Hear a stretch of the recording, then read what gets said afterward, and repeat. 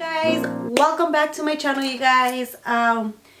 Today I don't know, I don't even know how to start the video, you guys. Really I still don't even know if I'm gonna upload the video, because I mean, really what brought me to doing this video is because I feel that there is people like me out there, you know, like women that feel the same way that I feel, and I just want to like share my story, basically, to show them that you guys are not alone, you know, like you're not the only one that went through this. Because at the beginning, you guys, it was so hard because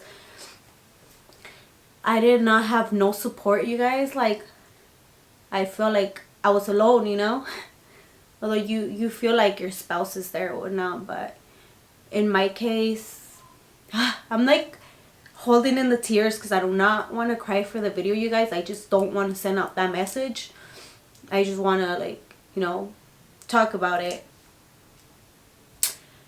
I wanted to talk today about my miscarriage, which today is October the 13th today. And today, a year ago, you guys, I had a miscarriage. I was 5 weeks along. For some people, like some people that had opinions over it, it's nothing.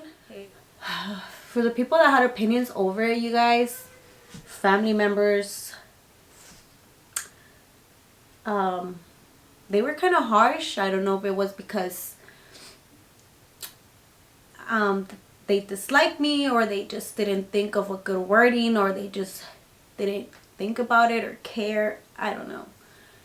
It was just, you know, I was 5 weeks along, and for me, it was already my baby, you know. Like, you guys know that when you guys find out that you're pregnant, it's like you don't have to hold the baby to feel like it's yours. It's just the moment you find out, it's you start having all them,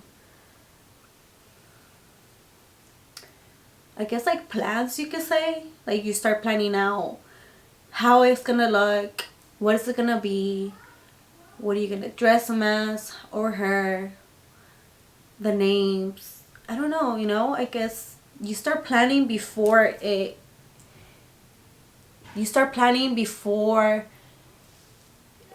even there. I don't know, cry. You know, my husband works out of town, so he wasn't here that specifically day, you know. And nobody expects it, so it was something that, you know, it was like a normal day. But at the same time, that morning, you guys, that Friday, I didn't feel like jolly. It was the time before I got my home. I was in the process of getting it. So that morning, I was not excited. I was just like, I don't know, I felt lost. And I just thought, you know, it's pregnancy, like hormones maybe, or it's just one of them days. It was cold, so I was like, maybe I'm missing my husband. I don't know.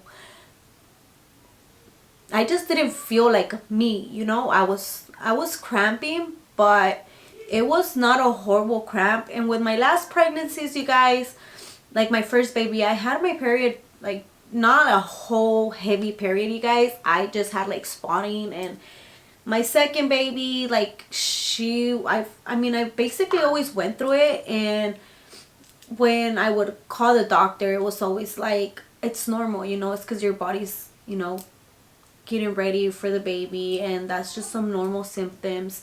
As long as not heavy cramping or that you feel like you're bleeding, then you're good, you know. Just have rest. So that morning, I just carry on with my day. I went down with my dad, and we had to go and go to the bank and get the process started over, you know, the financial for the house. After that, like, he knew I was pregnant, of course. He knows how I love IHOP. I love to have breakfast at IHOP. So he took me there, you guys. And of course, it was the season of fall, so I was craving my pumpkin spice. So I got everything pumping, you know. And once my food got there, you guys, I was so excited to eat it. Like, I was so hungry. But once my food, like, came in front of me, I couldn't bear to eat it, you guys. It was just, I don't know. I just couldn't. I just felt like I was sick. I felt like, you know, that feeling that you get before you start your period. Like, you just feel like, no, you don't want nothing to do with nothing. At that time, like, I was not cramping anymore. I was just, like, feeling, like, drained out, you could say, you know. And of course that's a red flag, but like I said before, my last pregnancies, I would always feel like that, and you know, everything was fine. So I just thought, I mean, I've been through this 3 times already, that I'm fine. I know what I'm doing. I should know when it's a red flag, you know. So I went home from there, you know. I'm gonna say it's like 1 or 2 in the afternoon from now. And I mean, coming into the house, I just have this urgency of, like, I had pressure, you guys. I had this pressure. It was not pain, it was just pressure. And in my mind, it's like, I have to go pee. Like, I need to use the restroom. So I ran to the restroom and I didn't even pee, you guys. It was just like pressure. Like, I just couldn't. I just felt something pop, you know. And I was like, okay, what was that, you know? And once I looked down, you guys, it was my baby. I guess I was more in shock than anything, you know. I didn't know what to do. So I mean, some people would have just like got something and took it out and gone to the ER, but I didn't. I think I was more in shock of how many blood there was there. And before I like flushed it, you guys, 'cause I don't know, I was like in a shock, you know. It was like this tiny. It's nothing big, you know. I can't say like, oh my god, it was formed, because it wasn't. I was 5 weeks. It was this tiny.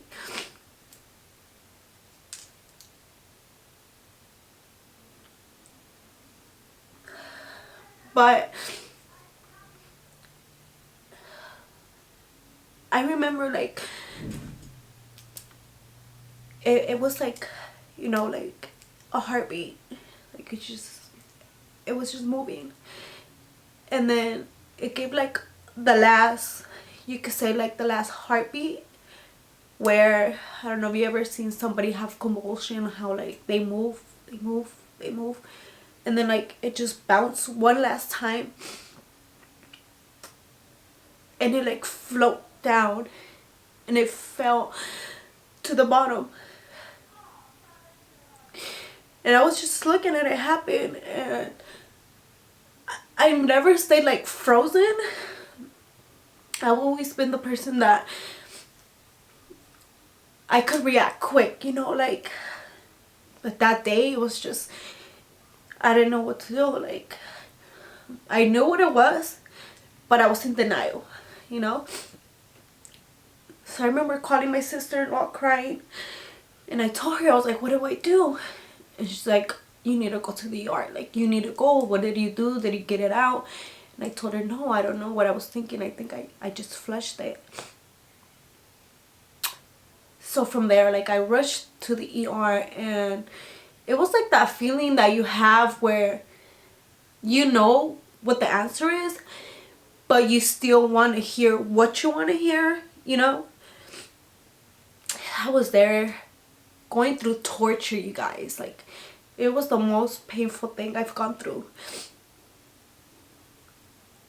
And I think I was there for like 5 hours.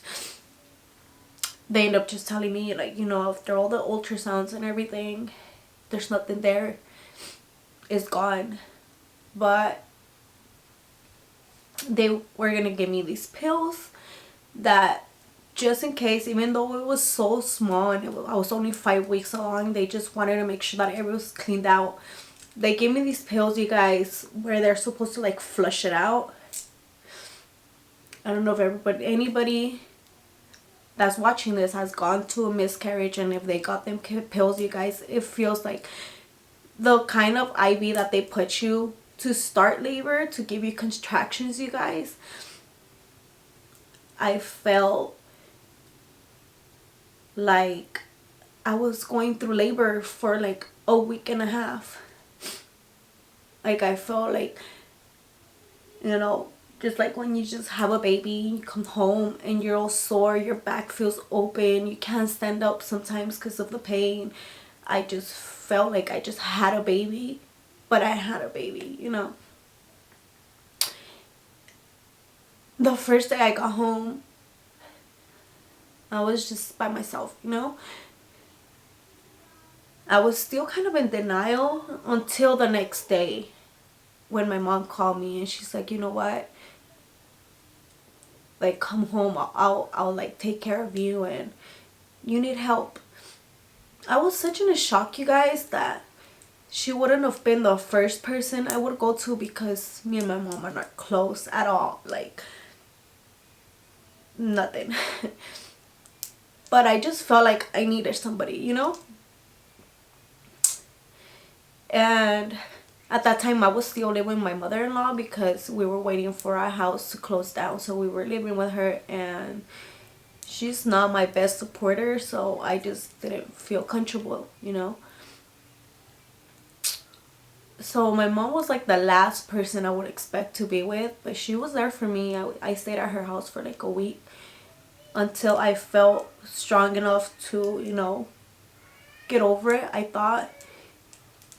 And it's just I just feel like, you know, I don't know. At the time, I mean, I was doing heavy lifting, you guys. I was so into working out, lifting, and that's the reason why I kind of stopped cold turkey, because the comments that I got from certain people were, it's because it's your fault, you know, you were working out, you were lifting too heavy. But I did talk to my OBGYN, you know, when I had got the miscarriage, and I told her, do you think it was my fault because I was lifting heavy weights? And she's like, you could lift when you're pregnant, you could work out, nothing happens, you know. So I don't know why it happened, or if there was a way I could have stopped there, or there was a way that I could have, I don't know, taken care of myself better. I don't know if it was my fault. I don't know if it wasn't, or it was just meant to be. I want to believe that it was just something that God had planned, you guys, and something that He had written down for me, you know, something He wanted me to go through. I just feel like I haven't got over it, because I felt like I didn't have no support, you know. So I don't know, today I woke up, you guys, and I was thinking about it, and it kind of feels like a loss, you guys. Like, I know that I've never met it. I know that it was only 5 weeks, you guys, and I know for some people, they get over it. Like, I just hear some certain stories, and it's like, oh yeah, I had like 3 miscarriages, and they talk about it like it's nothing, and I can't be like that. I don't know how to be like that. I don't know, you know, there's comments that I've had like, oh my god, you're being so exaggerated, you're being so ridiculous, and it's like nobody knows what you're going through but you. If you feel like you need more time for yourself, or if you guys see the red flags, you guys, don't think that just because you went through it, like, you know the whole thing like I did. Like, whatever little thing that you think, the most minimum that people is like, you're so exaggerating, you start listening to negative comments, you guys, or start caring what people say, don't. Like, just go with your gut, you guys, and just be you, you know? I don't know, you guys. I thought it was going to be easier to record this, and I promise, like, I'm not going to cry. I'm not going to cry, but I've been dreading this day, you guys, since last month. Like, it's one of the reasons, you guys, that I've been saying, like, I'm behind in my videos. You guys, I'm so sorry. And it's just, you guys, I don't know. I haven't got over it, you guys. Ever since the first day it happened, I just always have it in my mind. And I can't get it out of my mind. I don't know how to be okay with it within myself, you know?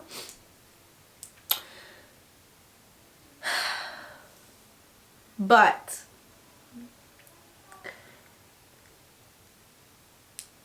I just want to you know, be a little bit more honest and open with you guys, because I feel like me sharing this story could help somebody and let them know that they're not by themselves, you know? Don't feel like just because there's not somebody next to you physically, they're not there for me, because for me. Because even though my hubby was out of town, like, he was there for me over the phone. Like, I cannot say, like, my sisters call me, my sister-in-law came and seen, like, to visit me and everything, you know? I guess I just wanted, like, somebody there, like my husband, to just be physically there in person.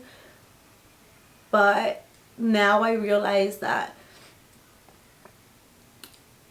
the people that care for you are always going to be there for you, even if it's over the phone.